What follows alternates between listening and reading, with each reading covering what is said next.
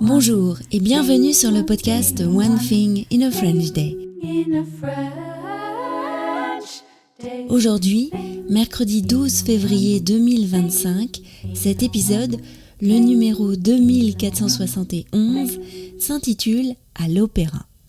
J'espère que vous allez bien et que vous êtes de bonne humeur.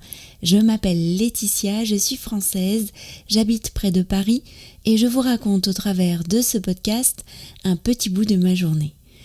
Vous pouvez vous abonner pour recevoir le transcript, le texte du podcast qui est envoyé par email à chaque fois qu'un épisode est mis en ligne.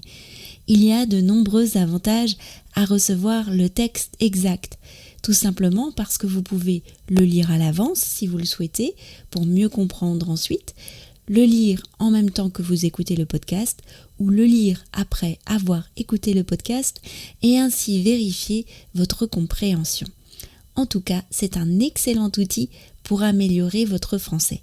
Je vous laisse découvrir tous les avantages sur onethinginafrenchday.com. L'abonnement commence à 3 € par mois. À l'opéra.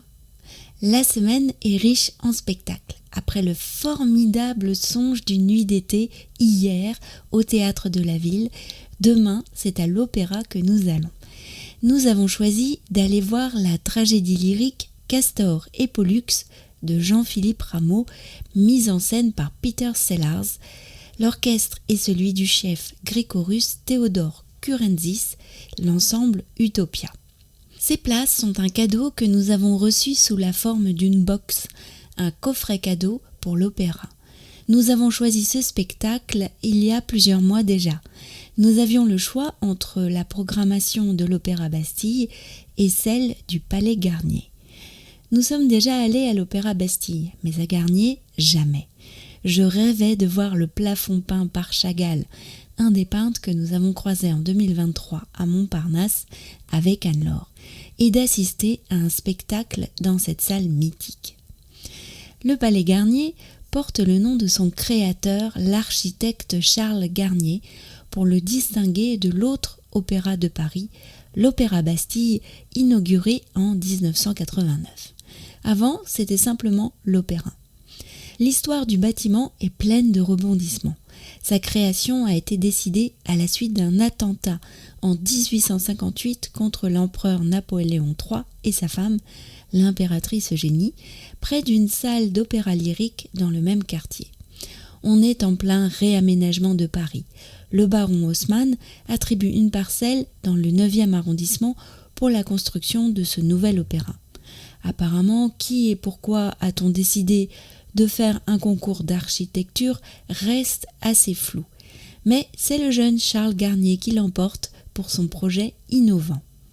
Le bâtiment sera inauguré en 1875 par le président MacMahon sous la Troisième République. Entre-temps, la France aura connu la guerre de 1870, la Commune et finalement la République. Bien sûr, nous avons choisi Jean-Philippe Rameau parce que c'est un compositeur baroque, un style de musique que nous apprécions beaucoup à la maison. Jean-Philippe Rameau est un drôle de personnage.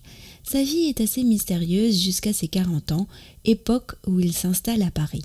Il est très connu pour son Traité de l'harmonie réduite à ses principes naturels, publié en 1722.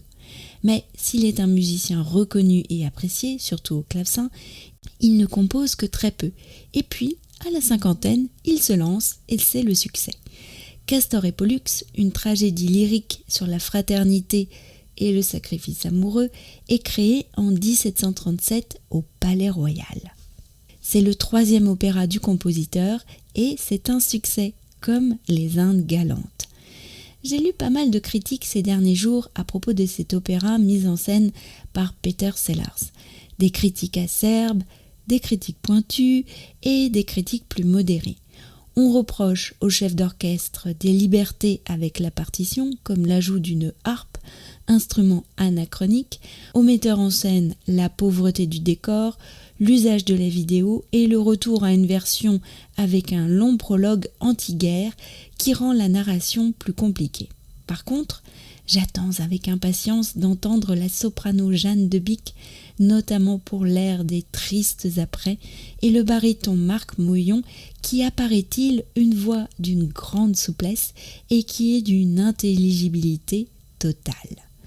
Les parties dansées le seront par une troupe qui fait du flexing, une sorte de hip-hop. On verra bien, le spectacle dure 3 heures. One Thing in a French Day, c'est fini pour aujourd'hui. Je vous retrouve vendredi pour un nouvel épisode du podcast, peut-être à propos du prochain spectacle que nous allons voir samedi.